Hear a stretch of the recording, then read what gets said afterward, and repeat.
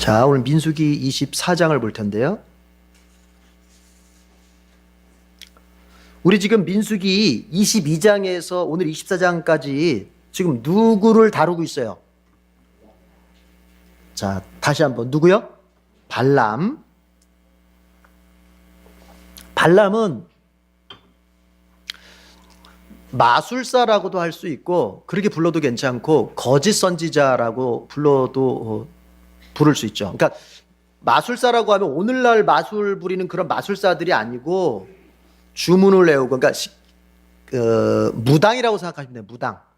이때 마술사는 요즘에 이렇게 쇼를 하는 마술사를 말하는 게 아니라 우리의 어떤 정서적인 관점에서 보자면 무당이라고 생각하시면 돼요. 무당. 그러니까 발람은 무당이에요. 무당.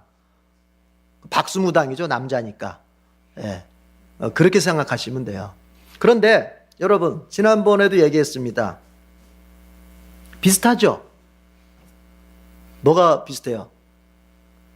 하나님의 백성과 무당인 그 발람이 어떤 면에서는 비슷해 보이죠?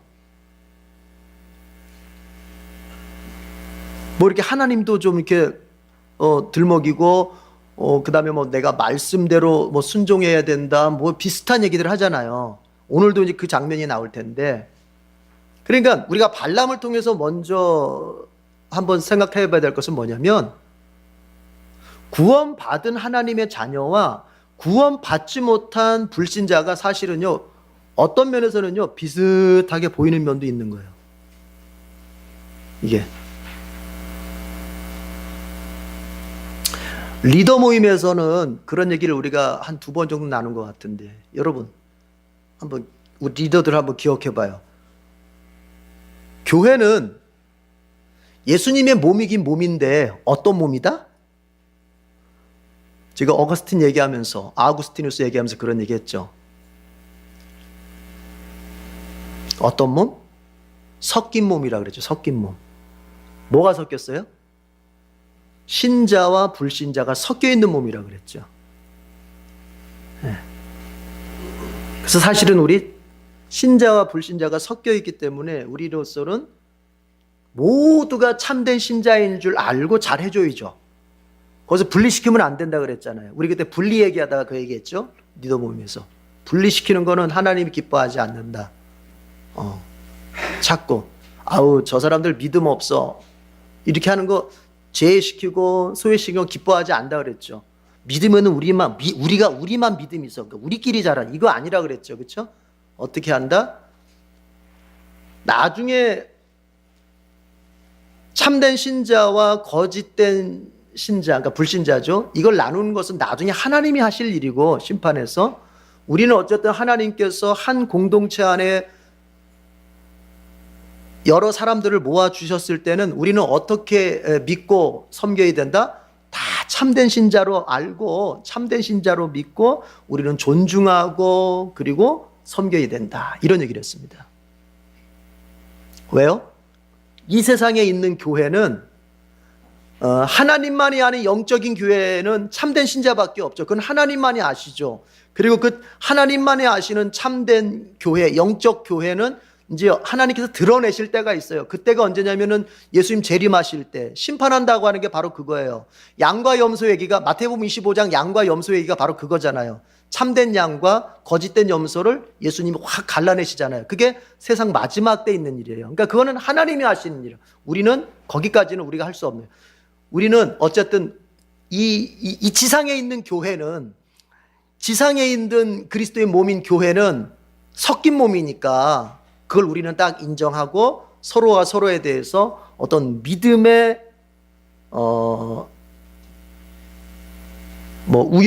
우월감 내지는 뭐 열등의식 이런 게 있어서는 안 되겠다. 항상 서로가 서로를 존중하고 하나됨을 항상 지켜가고. 아시겠습니까? 이게 중요한 거예요, 교회에서요. 자, 그런데 그럼에도 불구하고 비슷하다. 이스라엘 백성과 발람이 어떤 면에서는 좀 비슷하게 보일 수 있는 거예요. 우리는 잘 모를 수 있어요. 그러나 하나님은 아시는 거죠. 그리고 아까 얘기했듯이 마지막에는 그걸 갖다가 하나님이 드러내신다. 이제 확실하게. 자, 오늘도 보면 마찬가지입니다. 발람이 하나님 앞에서 뭔가 믿음 있는 사람처럼 이렇게 말을 해요, 말을. 자, 그래서 발람은 신자 비슷한 사람이지만 신자는 아니다. 이걸 우리가 생각해 볼 필요가 있습니다. 우리 모두는 참된 신자의 길을 소원합니다. 예. 두 개의 단락으로 나눠서요. 1절부터 13절까지 첫 번째 단락을 먼저 보면요. 3절 지도 표시할게요. 3절. 민수기 24장 3절 지도 표시할게요.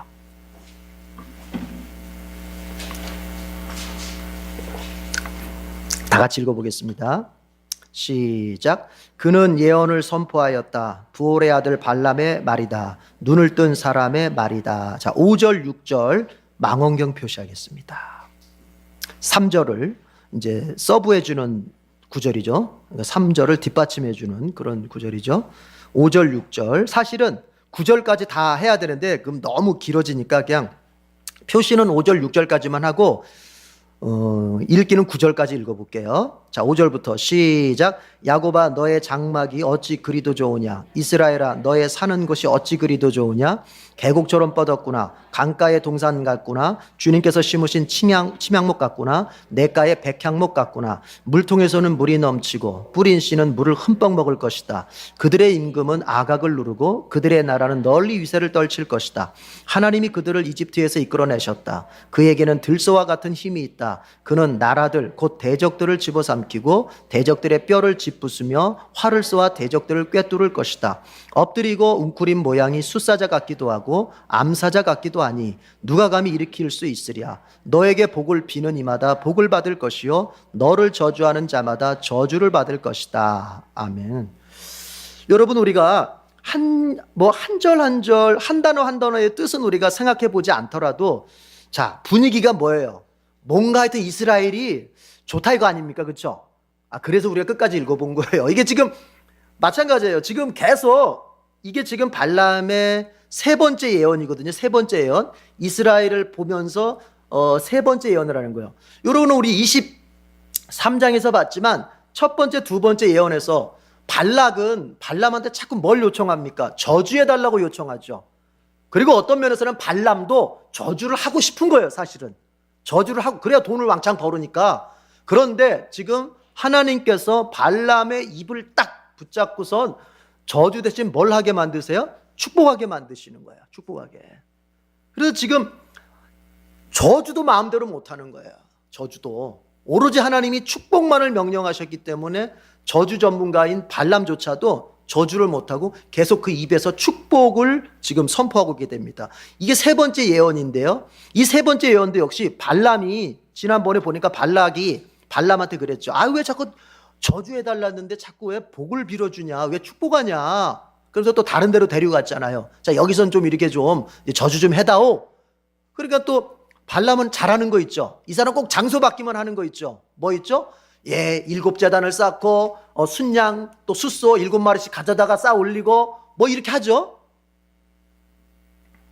그런데 저주가 나와요, 안 나와요? 안 나오는 거예요. 안 나오는 거예요. 따라합시다. 사탄도 하나님의 주권 아래 있다. 이게요, 종교가 이원론적인 종교에서는요, 선과 악을 동등하게 취급합니다. 선과 악이 동등하다고 생각해요. 그래서 선이 이길까 악이 이길까, 선도 능력이 있고 주권이 있다면 악도 능력이 있고 주권이 있는데 그것이 선하고 동등하다고 생각을 해요. 그러나 여러분, 기독교는 그렇지가 않아요. 아무리 사탄이 능력이 있고 기적을 일으키는 힘이 있어도 누구의 주권 아래 있다? 하나님의 주권 아래 있다. 왜요? 하나님이 만드신 피조물이잖아요, 그것도. 그러니까 절대로 사탄도 하나님이 허용하는 범위 내에서 사탄의 그 짓거리를 하는 것이지 하나님이 허용하지 않는 범위를 넘어서는 할 수가 없다. 그거를 잘 보여주는 그 사건이 어디에 있어요? 욥기에 보면은 이제 마귀가 욥을 참소하잖아요.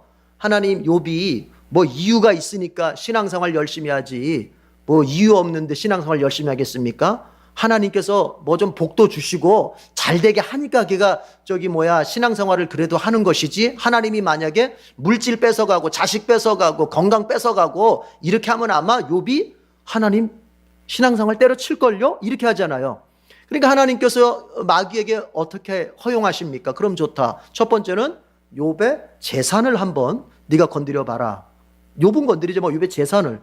허용 범위가 어디까지예요? 욥 바깥에 있는 것들을, 재산, 자녀 이런 것들을 건드리게 되는 거죠. 그리고 두 번째 와서 또 참소하니까 하나님께서 그러면 이번에는 욥의 몸을 네가 건드려 봐라. 건강을 뺏는 거죠. 다만 뭐는 손대지 못한다? 생명은 손대지 못한다. 하나님 손을 딱 그어놓죠. 그러니까 마귀는 하나님이 그어놓은 선 안에서만 사탄을 시험할 수 있는 거예요. 그 얘기는 뭐예요? 이 세상에, 그러니까 성경이 말하고자 하는 건 뭐예요? 이렇게 또 삐딱하게 보는 사람이 이제 이런 얘기 들으면, 아니 그러면 왜 하나님께서 왜 마귀한테 그 시험을 하시라고 하는 거예요? 그냥 시험을 못하게 마귀의 모가지를 비틀어놔야지 왜 그걸 하나님이 허락하셔가지고, 그 얘기가 그 얘기죠. 왜 선악과 만들어가지고 왜 사람 지금 성경이 그걸 얘기하려고 하는 거예요? 성경을 읽을 때는 그 성경이 말하고자 하는 초점에 맞춰서 읽어야죠. 예. 그게 무슨 얘기를 하고 싶은 거예요? 이 세상 그 어떤 것도 하나님의 통치, 하나님의 주권을 넘어설 수가 없다는 얘기를 하고 싶은 거예요. 믿습니까? 믿으세요? 이걸 믿는 게 여러분 우리의 굉장히 중요한 이유가 뭐예요? 하나님의 이 주권이 모든 피조물에 대해서 통치하는 이 주권이 정말 충만하다고 하는 것. 어느 피조물도 감히 사탄조차도 하나님의 그 주권을 넘어설 수 없다고 하는 이것이 우리에게 중요한 이유가 뭐예요? 여러분, 이걸 믿을 때 근심을 내려놓을 수 있는 겁니다. 이걸 믿을 때 고난이 와도 우리가 주님께 기대면서 우리가 견딜 수가 있는 거예요. 각각이 아니에요. 각각이. 하나님의 그 통치의 주권을 믿는 사람이 이 고난 역시도 누구의 손 안에 있다? 하나님의 손 안에 있다. 그래서 내가 하나님 앞에 간절히 기도하고 이 고난을 위해서 견디면서 기도할 때 하나님이 반드시 나의 고난을 다스려 주실 것이다. 내가 주님 앞에 바라는 소원이 있다. 이 소원 역시도 누구의 통치 아래 있다? 하나님의 통치 아래 있다. 내 능력으로 하려니 응답은 저기 멀어져 보이고, 내가 뭔가를 만들려니 내 능력으로는 안 되는데, 그러나 이 문제 역시도, 이 기도 제목조차도 누구의 주권 아래 있다? 하나님의 주권 아래 있다. 여러분, 그렇게 믿을 때 이것을 견딜 순간에는 견딜 수 있고, 도전할 순간에는 도전할 수 있고, 그렇게 할 수 있는, 그게 믿음이잖아요.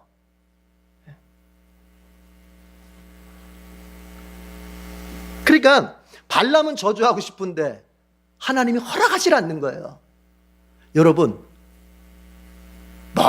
사람들이 나 저주한다고 벌벌 떨지 마세요. 내가 저 사람한테 미움받아가지고 저 사람이 다 나 싫어하고 나 어떻게 하면 나 어떻게 되지? 내 인생 꼬이는 거 아니야? 직장생활 엉망되는 거 아니야? 예를 한번 들어봅시다. 직장에서 내가 어떤 좀 나보다 상관하고 나는 신앙적인 어떤 가치관을 가지고 딱 하려고 하다 보니까 내가 본의 아니게 나는 잘 이렇게 서비스하고 이렇게 잘하는데 그분은 교회를 안 다니시는데 하여튼 신앙생활하는 나를 좀 어떻게 밑보았던지 계속해요. 그러면 나 이게 인생이 이제 꼬였구나.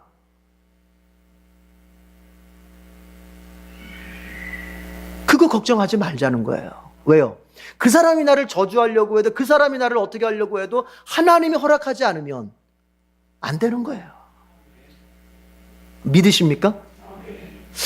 이걸 믿어야 되는데, 이걸 여기서만 아멘 해놓고 직장 가서는 아유 그래도 이러면 안 되는데, 그렇죠? 그게 그거예요. 신앙은 다 연결돼 있어요. 하나님의 주권을 인정한다고 하는 것은 다른 사람에 대해서 두려움을 갖지 않는다는 것과 연결되어 있는 거. 왜 이걸 여러분은 각각으로 생각해요? 내가 주권을 믿는 건 주권을 믿는 거고, 내가 직장에서 사람을 두려워하는 건 사람을 두려워하는 거. 왜 이거를 별개로? 그렇지가 않아요. 연결 지을 줄 알아야죠. 따라합시다. 신앙은 적용이다. 뭔가 말씀을 배웠으면 그걸 적용을 해야 되는데 바로 거기다가 적용, 실생활에다. 발람이 여러분을 저주하는 그 누군가, 여러분을 힘들게 하는 그 누군가, 여러분을 아프게 하는, 여러분의 진로를 방해하는 그 누군가라고 설정을 딱 해보세요. 그래서 그가 여러분의 앞길을 막고 여러분의 인생에 아픔을 주려고 할 때 하나님이 허락하지 않으면 내게 이루어질 수 없다. 이 믿음을 딱 가져야죠.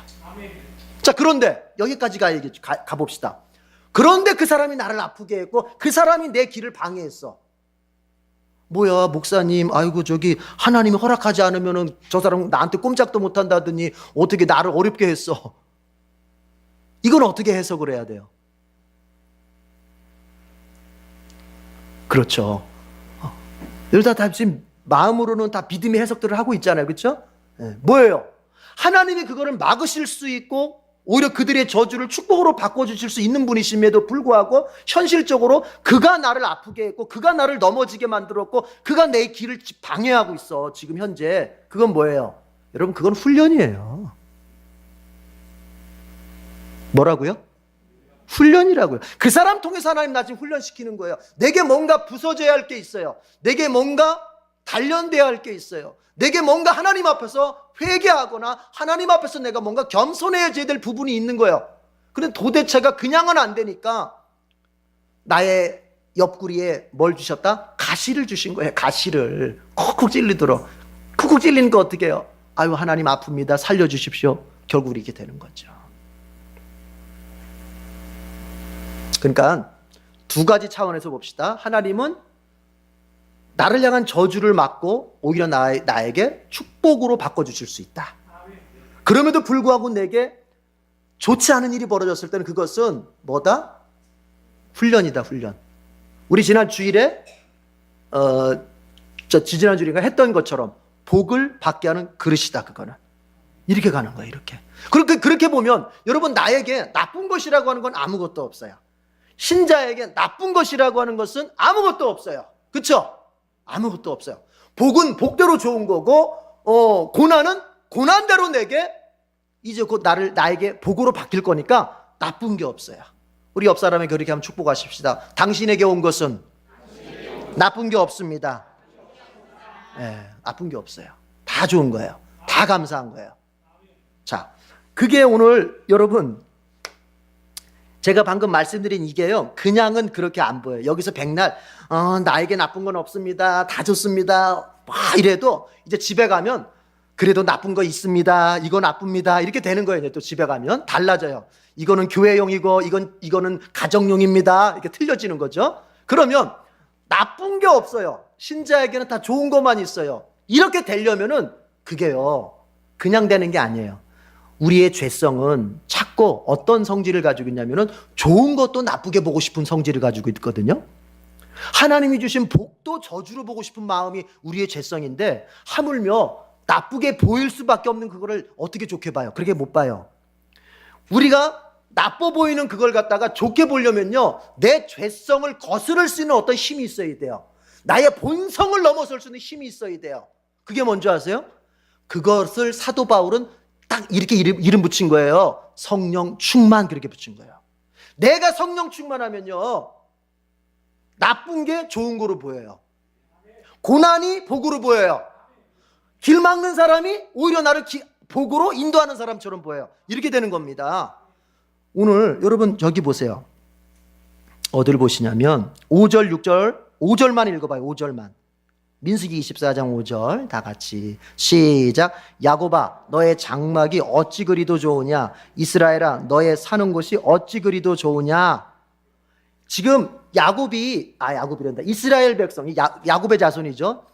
여기 야곱은 이스라엘 백성을 말하는 거죠. 이스라엘 백성들을 바라보면서 지금 발람이 지금 축복하는 거예요. 원래 저주하려고 했는데 축복이 되는 거예요. 이런 거죠. 야곱아 너가 지금 머무는 이곳이 너무 아름답다. 너희들의 그 장막이 너무나 아름답다. 어떻게 그렇게 좋으냐? 그러면 이제 생각해봐요. 정말 이스라엘 백성들이 머물고 있는 그 지역이, 그 환경이 좋았던 것이냐? 아닙니다. 어딜 보시냐면요, 24장 1절을 보세요. 1절 1절 맨 끝에 보세요. 1절 맨 끝에 보면 대신 찾았습니까? 자, 거기서부터 읽어봐요. 시작. 대신 광야 쪽으로 얼굴만 돌렸다. 어디 쪽으로? 이스라엘 백성이 어디 있어요? 광야에 있는 거예요. 광야 어떤 곳인 줄 알죠? 사막. 메마르고 먹을 거 없고 마실 거 없고 뭐 환경 변변히 갖춘 거 없는 광야에 있어요, 지금 이스라엘 백성이. 근데 지금 이런 얘기입니다. 자, 저를 보세요. 지금 이런 얘기예요.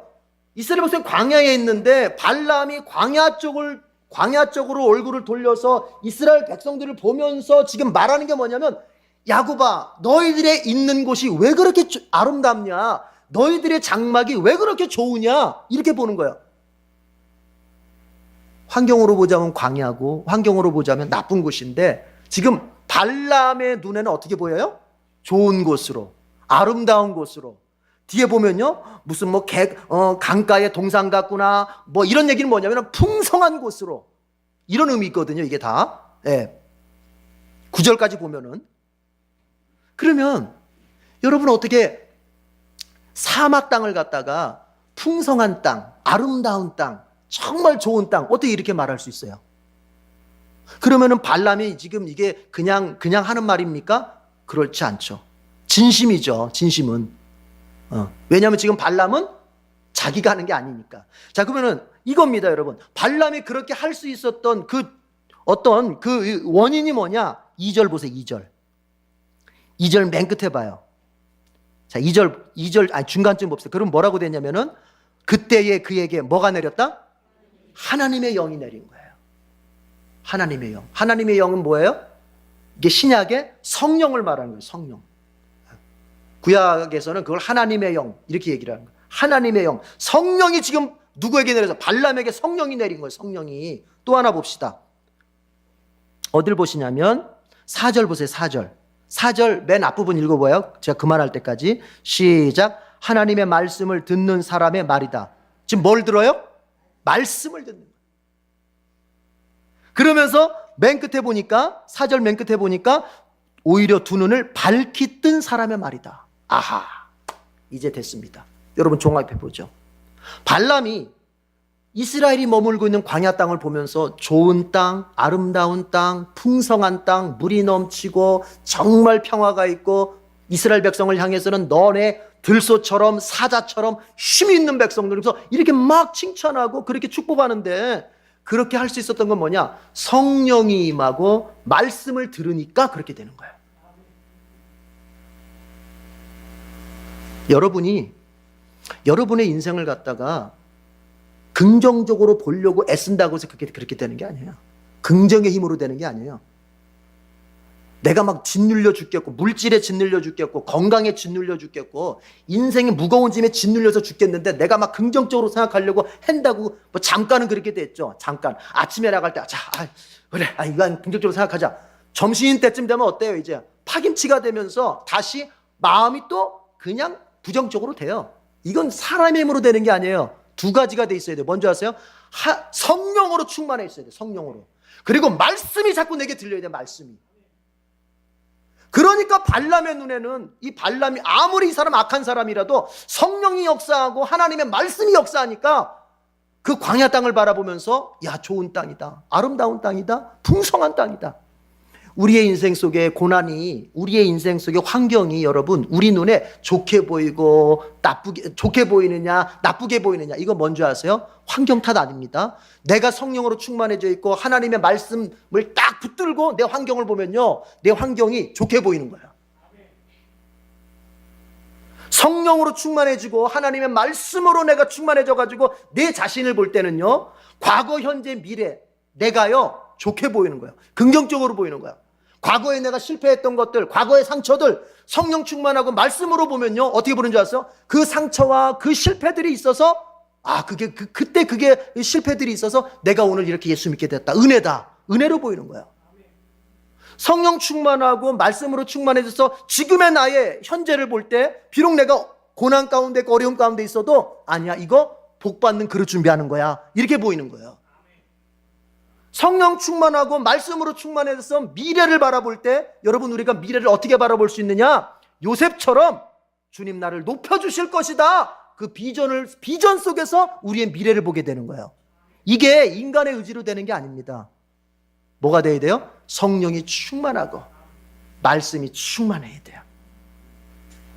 성령 충만하려면 뭐 해야 돼요? 기도 많이 하고. 말씀 충만하려면 뭐 해야 돼요? 성경을 부지런히 읽어요. 성경을. 기도 안 하고 성경도 안 읽고 이러면서는요, 내 환경을 긍정적으로 볼래야 볼 수가 없어요. 그러나 내가 기도하고 성령 충만해지고 말씀 읽어서 말씀으로 충만해졌을 때 이제 나에게 닥쳐온 여러 가지 환경들을 내가 감당해낼 수 있습니다.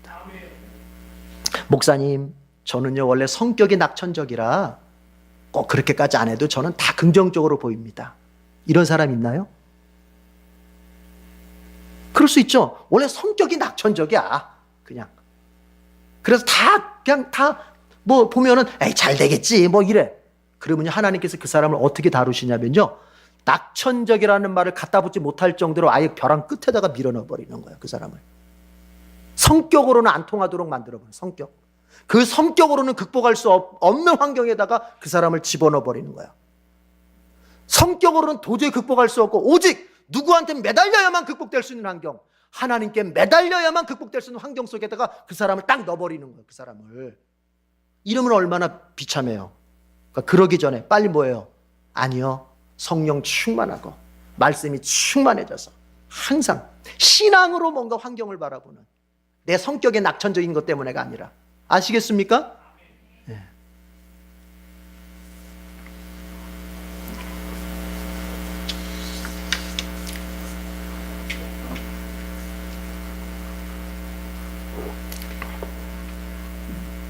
이렇게 발람이 또 축복을 하니까 발락이 이제는 너무너무 치가 떨려서 아주 막 발람한테 화를 냅니다. 자, 참고로 여러분, 우리 어디 보냐면 10절만 읽어보겠습니다. 10절 24장 10절 시작. 발람은 발람에게 크게 분노하여 주먹을 불건지고 떨면서 말하였다. 내가 당신을 부른 것은 내 대적을 저주하여 달라고 부른 것이었소. 그러나 보시오, 당신은 오히려 이렇게 3번씩이나 그들에게 복을 빌어 주었소. 크게 분노했어요. 그래서 11절에 보니까 이제 가시오, 빨리 가버리시오, 당신은 고향으로 빨리 돌아가 버리시오. 내가 당신한테 후하게 대접을 해주려고 그랬는데 당신 그렇게 해서 도저히 안 되겠어, 빨리 돌아가시오 하면서 발람을 내쫓아버려요. 그러니까 발람이 내쫓으니까 발람도, 이 사람도 성깔이 있는지 그냥 가면 좋을 텐데 그냥 안 가고 나도 한마디 하고 갑시다 하면서 자, 이제 가긴 갈 건데 나 한 번 더 예언하겠습니다. 그리고 나서 이제 4번째 예언, 마지막 예언을 하게 되는 거예요. 그런데 발람의 예언 중에서 제일 중요한 예언이 바로 이 4번째 예언이 4번째 예언. 14절 망원경 아예 나침반 표시할게요. 14절 15절 14절 15절 나침반 표시할게요. 다 같이 읽어보겠습니다. 시작. 이제 나는 나의 백성에게로 갑니다. 그러나 들어보십시오. 앞으로 이 백성이 임금님의 백성에게 어떻게 할 것인지 내가 감히 말씀드리고자 합니다. 발람이 예언을 선포하였다. 부올의 아들 발람의 말이다. 눈을 뜬 사람의 말이다. 이제 마지막 표시인데요. 17절 망원경 표시하겠습니다. 이 17절이 중요해요. 17절 다 같이 읽어보겠습니다. 망원경 표시하고 시작. 나는 한 모습을 본다. 그러나 당장 나타날 모습은 아니다. 나는 그 모습을 환히 본다. 그러나 가까이에 있는 모습은 아니다. 한 별이 야곱에게서 나올 것이다. 한 통치 지팡이가 이스라엘에서 설 것이다. 그가 칠 것이다. 셋 자손의 영토를 칠 것이다. 여러분, 이것은요, 결론적으로 말하면 이 17절은요 이런 내용이잖아요. 이제 발람이 보니까 야곱한테서 한 별이 나오는데 이 별은 주로 구약 성경에서 별을 의미할 때는 왕을 상징하는, 고대 사회에서 별은 왕을 상징하는 거, 왕. 그리고 또 그 뒤에 보니까 한 통치 지팡이. 옛날 개역개정 성경에는 홀 그렇게 나왔죠. 홀이라고. 예. 그러니까 통치자들이 가지고 다니는 그 지팡이 있잖아요. 짤막한 지팡이. 그래서 통치 지팡이. 그러니까 별이나 통치 지팡이는 바로 왕을 상징하는 거예요. 왕. 그런데 이게 당장에 나타날 일이 아니라는 거예요. 먼 훗날의 얘기라는 거예요. 그래서 이걸 역사적으로 보면은 이것은 다윗 왕을 가르칠 수 있어요. 더 훗날에 다윗 왕을 가르칠 수도 있고. 그러나 근원적으로는 성경이 말하고자 하는 누구? 예수 그리스도를 예언하는 거예요. 예수 그리스도. 이게. 그래서 이 네 번째 예언, 특별히 17절이 중요한 거예요. 여러분, 마태복음 2장에 보면은 동방 박사들이 뭘 보고 찾아오죠? 별 보고 찾아오죠. 그 별이 바로 이 별이에요, 이 별.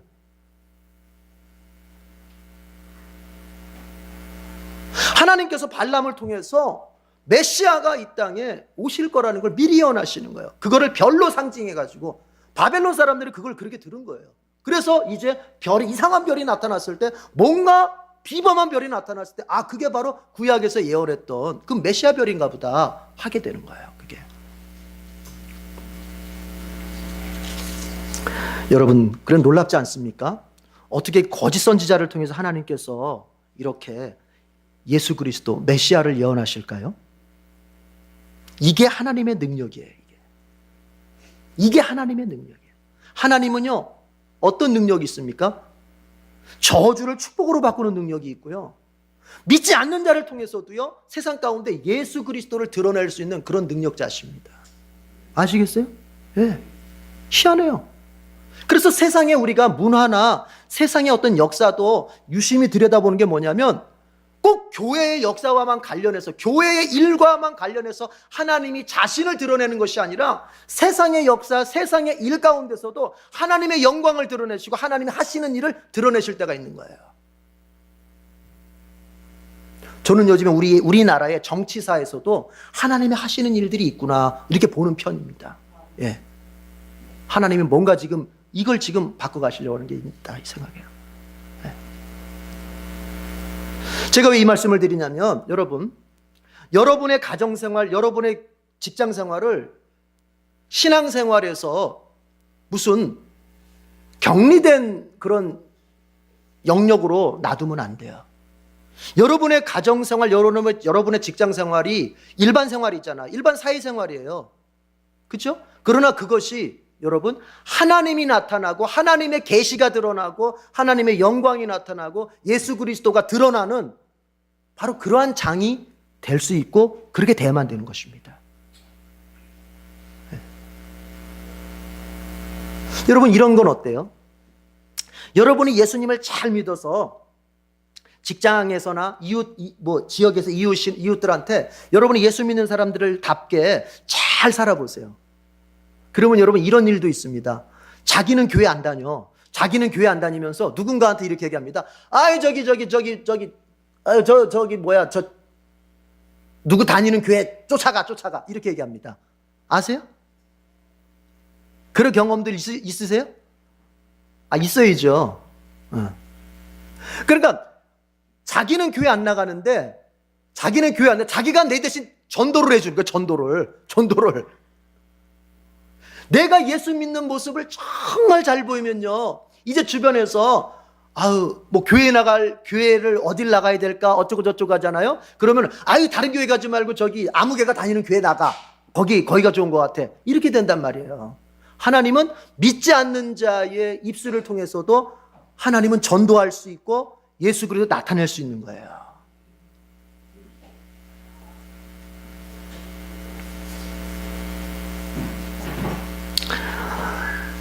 이걸 조금 어렵게 표현하면요, 여러분, 좀 어렵게 표현해 볼게요. 일반 은총에 속한 영역이 있어요. 하나님이 우리의 구원과는 꼭 관계되진 않지만, 하나님께서 일반 사회생활 속에서 하나님이 이 사회를 선하게 세워가시려고 행하시는 은총들이 있어요. 그게 국가가 그렇고, 그게 바로 뭐예요? 법이 그렇고. 그러니까 일반의 법은, 사회법은요, 반드시 뭘 드러낼 수 있어야 되냐면은 하나님의 공의를 드러낼 수 있어야 되는 거예요, 이게. 왜냐하면 거기에 하나님의 일반 은총이 담겨 있어요. 왜 일반 은총이라고 하냐면 그 은총 덕분에 우리가 구원받지는 못해요. 그 은총 덕분에 구원받지는 못해요. 그러나 그 일반 은총 덕분에 이 사회가 유지가 되고 하나님의 창조 세계가 아름답게 지켜가는 거예요. 여러분, 우리가 되도록이면은 믿는 자가 교회 안에서 잘할 뿐만 아니라 사회에 나가서도 세상 법도 우리가 하여튼 최선을 다해서 지켜야 될 이유가 어디 있습니까? 왜요? 그게 하나님의 일반 은총, 하나님의 그 일반 은총에 속하기 때문인 거예요. 그래서 우리가 세상의 법도, 국가의 법도 하여튼 내가 최선을 다해서 지켜줄 때 그걸 통해서 하나님이 일하심이 나타나는 거예요. 일하심이 나타나는 거예요. 그러니까 교회 안에서는 하나님 뜻대로 해야지. 그러나 밖에 나가서는 막 세상법을 무시하고 이렇게 하는 것은 바람직하지 않아요. 다시 얘기하죠. 일반 은총은 구원 못 받아요. 왜냐하면 거긴 예수님이 없기 때문에. 그러나 거기는 무슨 기능이 있어요? 하나님의 창조 세계를 아름답게 유지해가는 그 기능이 있어요. 특별 은총으로만 특별 은총을 통해서만 구원받아요. 특별 은총이 뭐예요? 예수 그리스도 그리고 성경 말씀. 이걸 우리가 알 때, 믿을 때 구원받을 수 있잖아요. 하나님이 믿지 않는 발람을 통해서 하나님의 일을 나타내십니다. 하물며 믿는 우리를 통해서는 하나님의 영광이라든지 하나님의 그 복음이 얼마나 더 잘 전해져야 되겠어요. 그렇잖아요. 믿지 않는 사람을 통해서도 하나님이 자신의 구원의 일을 행하시는데 믿는 우리는 하나님 앞에 얼마나 더 구원의 도구로 쓰임받아야겠냐, 이 소리죠. 쓰임받길 바랍니다. 쓰임받길 바랍니다. 예.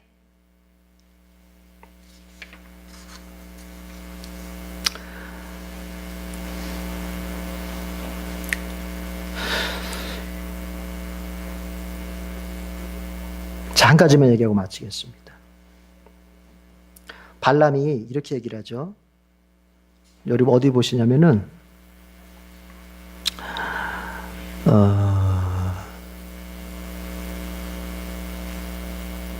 맨 끝절 보겠습니다. 25절 보겠습니다. 25절 다 같이 25절 시작. 발람은 급히 길을 떠나서 그가 살던 곳으로 돌아갔다. 발락도 제가 갈 곳으로 갔다. 발람이 이제 자기 고향으로 떠나갔다고 얘기해요. 그런데요, 여러분, 발람은 돌아가지 않았습니다. 성경에 이렇게 나왔는데 아마 제 생각에는 보니까 이걸 해석할 때는 이렇게 해석이 될 것 같아요. 분명히 떠났어요. 떠나다가 다시 돌아온 것 같아요. 그래서 31장 16절을 보면요, 31장 8절을 보면은 16절 말고 8절을 보면은 31장 8절을 보세요. 거기 보면 다 같이 읽어봐요. 시작. 그들은 군인들만 죽였을 뿐 아니라 미디안의 왕들도 죽였다. 에이, 레겜, 수루, 후루, 레바 등 미디안의 5왕을 죽였고 누구도? 부올의 아들 발람도 칼로 쳐 죽였다. 이게 무슨 얘기냐면 31장이 이스라엘 백성이 미디안을 정복하는 얘기인데 이 미디안을 정복할 때 누구도 죽어요? 발람도 죽어요. 여러분, 원래 발람의 고향은 미디안이 아니고 저쪽 부돌이잖아요. 부돌. 메소포타미아 지역이란 말이에요. 근데 미디안은 거기가 아니고 그 중간에 있어요. 그러니까 돌아가다가 고향으로 가다가 다시 돌아왔든가 아니면 가지 않고 거기 머물러 있었던 거예요. 왜 그랬을까? 왜 그랬냐면 이게 계속 아쉬움이 남는 거예요. 뭐가 아쉬움이 남죠? 모압 왕이 나에게 제시했던 그 물질과 그 권세와 그 좋은 것들이 자꾸 아쉬움이 남는 거예요. 그래서 이 사람이 하나님의 은혜로 하나님이 그냥 성령을 통해서 꽉 붙잡아 버리니까는 저주하지 못하고 축복만 했지만 이 사람이 결국에는 이제 성령이 떠나버리니까 이제 성령은, 여러분, 구약시대 때의 성령은 잘 이해하셔야 돼요. 신약시대 때 성령은 한 번 오셔서 내주하시면 영원히 내주하시는데 그게 오순절 강림 사건이잖아요. 그때 오신 성령님은 다시는 떠나지 않잖아요. 근데 구약시대 때 성령은요, 왔다가 떠납니다. 그래서 사사시대 때도 보면은 사사한테 내렸다가 사사의 임무가 끝나면 그 사람의 기능이, 역할이 끝나면은 성령이 떠납니다. 그렇게 돼요. 그러니까 발람에게도 하나님의 영이 내렸는데 발람의 이제 일이 끝났잖아요. 임무가 끝났잖아요. 그러니까 하나님의 영이 떠나버린 거예요. 떠나버리니까 다시 뭐가 올라와요? 자신의 죄성이 올라오는 거예요. 자신의 그 탐욕의 욕망이 올라오는 거예요. 올라오니까 이 사람이 가다가 다시 되돌아온 거예요. 그래서 미디안에 머물면서 이 사람이 이제 생각을 했을 거 아닙니까? 아, 이게 저주하는 방법으로는 이스라엘 백성을 이게 멸망시킬 수가 없다. 이거 어떻게 하면 좋을까? 머리를 쓰는 게 뭐냐면요, 우리가 다음 주에 하게 될 25장 사건을 발람이 기획하는 거예요. 25장 사건이 뭐냐면 이스라엘 백성들을 모압 그모스 신 제사에 초대를 해가지고 음행을 저질러 버리게 만들어 버립니다. 음행을. 25장 1절만 읽어볼게요. 다음 주 하겠지만 25장 1절만 다 같이 시작. 이스라엘이 시딤에 머무는 동안에 백성들이 모압 사람의 딸들과 음행을 하기 시작했다. 지금 시딤에 있잖아요, 이스라엘 백성들. 근데 모압의 그모스 신 제사에 이 발람이 어떤 걸 꾀를 냈냐면은 모압 왕한테 그 꾀를 준 거예요. 그 그모스 제사에 이스라엘 백성들을, 남자들을 유혹해서 오게 해라. 그래가지고 오게 되는 거예요. 그리고 거기서 우상을 섬기면서 음행을 저질러게 되는 거예요. 여러분 알죠? 다 아시잖아요? 이방 제사는 다 마지막에 음행으로 끝나잖아요. 그렇게 해버리는 거예요. 이걸 누가 꾀를 냈다? 발람이 꾀를 내는 거예요. 그걸 어떻게 하느냐? 31장 다시 가서 16절을 보세요. 16절. 31장 16절. 다 같이 읽어요. 시작. 이 여자들이야말로 부올에서의 그 사건 때, 이게 바로 음행 사건을 말하는 거, 음행 사건. 계속 이어서 시작. 발람의 말을 듣고 이스라엘 자손을 꾀어 주님을 배신하게 하고 주님의 회중에 연병이 일어나게 한 바로 그 사람들이요. 그러니까 그 25장 시딤의 음행 사건을 누가 기획했다? 발람이 기획한, 발람이. 그래서 그때 죽는 거예요. 이제 모세가 미디안을 정복할 때 죽는 거예요. 여러분, 자, 이런 얘기입니다. 보세요. 이제 마무리해야 되니까. 내가 하나님의 뜻대로 지금 살고 있습니까? 내가 좀 지금 신앙생활을 잘 전진해 가고 있습니까? 이걸 내 힘이라고 생각하면 큰 오산이에요. 인간은 하나님의 뜻대로 살래야 살 수가 없어요. 성령이 나의 재성을 누르고 있고 성령이 나의 욕망을 붙잡아주고 있으니까 내가 하나님 앞에서 신앙생활을 해 나갈 수 있는 것이지, 성령이 나에게 떠나고 성령이 나를 붙잡는 것을 멈춰버리면 우리가 발람처럼 다시 탐욕이 올라와서 다시 세상 사람이 되고 다시 타락하는 사람이 되는 거예요. 그래서 겸손해야 돼요. 매일매일 겸손해야 돼요. 그러면 그 겸손하다는 것이 무엇으로 나타나게 되느냐? 여러분이 진짜 겸손하시다면 여러분은 매일 아침을 주님, 오늘도 저를 붙잡아 주십시오.